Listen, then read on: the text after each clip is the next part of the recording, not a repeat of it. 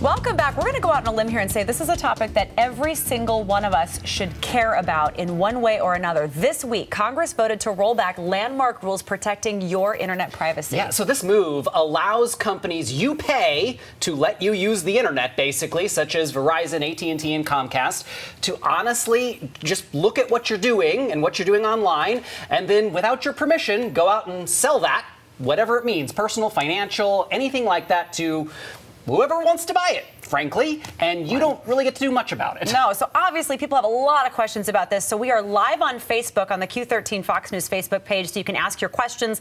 We'll expand on that a little bit after this live interview on television. Joining us this morning is Corey Nachreiner from WatchGuard Technologies. He has a lot more information about the impact this can have on all of us. Good morning. Good morning. Great to be with you guys. What kind of access are we talking about here? I mean, let's start at the very beginning. What's at risk for me as the internet user today? So one of the big things is your ISP is literally your gateway to the internet. It sees everything you do.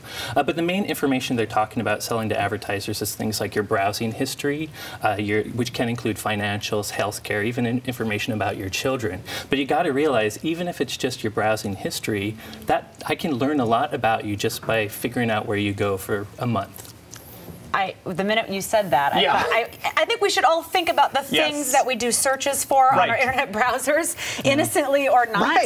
And a lot of us have some of the major internet providers, the bigger ones.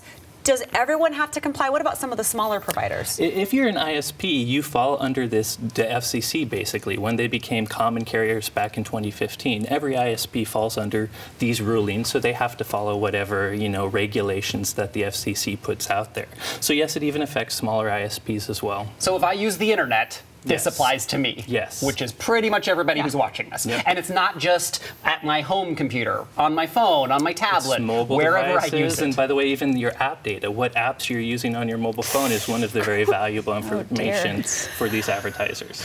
What about the government? I think this is a concern that we have already, that a lot of people have already before this issue even came into play. Are there any worries that this could allow the government to spy on us?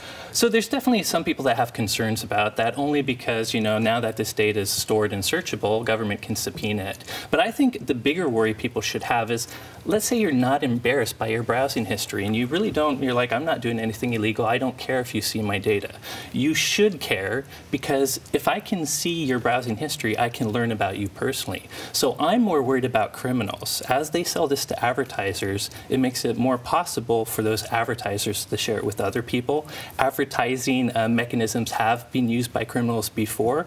When they have that data, the spear phishing directly to you, Casey, will now know where you shop on Amazon, what your real bank is, and it will be just that much more convincing when they're actually trying to target you with malware. Right, when they put on their disguise, they know exactly where we shop and what we want, and they just look that much more legitimate. So, but in the same breath, it also means these companies don't have to then tell us if there is a data breach. I mean, if you're a normal company and you fall under the Federal Trade Commission versus the FCC, you don't have that FCC exemption. There's mandatory data breach laws. It's a little less clear with ISPs now that they're under the FCC whether those really apply anymore. How do we protect ourselves? What do we do?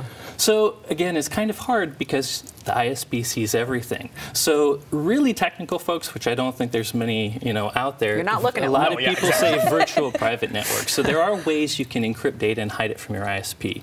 But the one thing I will point out is, the ISPs could always kind of sell this information. This ruling was going into effect. And because of that, they at least used to be under the FTC, so they do have privacy laws they used to follow, and they have opt-out mechanisms. So I suggest, if you're concerned with your privacy, go to your ISP today, search for their opt-out mechanisms, their advertisement page, and you can maybe opt out of it and hope that they honor that in the future. Could there be an internet service provider who surfaces who says, I am going to protect your data, and maybe that would give me a choice? Exactly. I mean, if you believe in the market changing, certainly if consumers are upset about this, that could be a competition point. The issue is, if you look at how ISPs have developed, it's hard to create infrastructure. Like here, there's probably only 2 ISPs people can choose. So these smaller ISPs, who often go through bigger ones anyways, it may be harder for them to get started compared to the big names you mentioned before.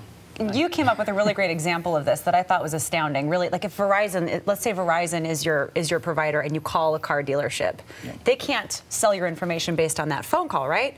But if you use your phone to to If you actually go to the an website, app, then they can. Certainly. It's crazy. I'm using the same phone to do the same thing looking for a car, but if it's on the internet versus calling. And by the way, that has to do with the whole common carrier thing before. Sure. Phone companies have been common carriers and considered more a utility in the U.S. for a long time. And that's why when the FCC brought internet ISPs into that too, they wanted to add these extra privacy regulations that would no longer exist now that they weren't under the FTC. There's a ton of questions. My We still have a lot of them. Tyler's streaming this live on Facebook right now, so you're going to walk off the set with him. Sounds you're going to good. answer some of our viewer questions right now. Thank you for being here on TV. Thanks for doing this on Facebook. Thank you so much. you, Always Corey. a pleasure to join you guys. Really appreciate it.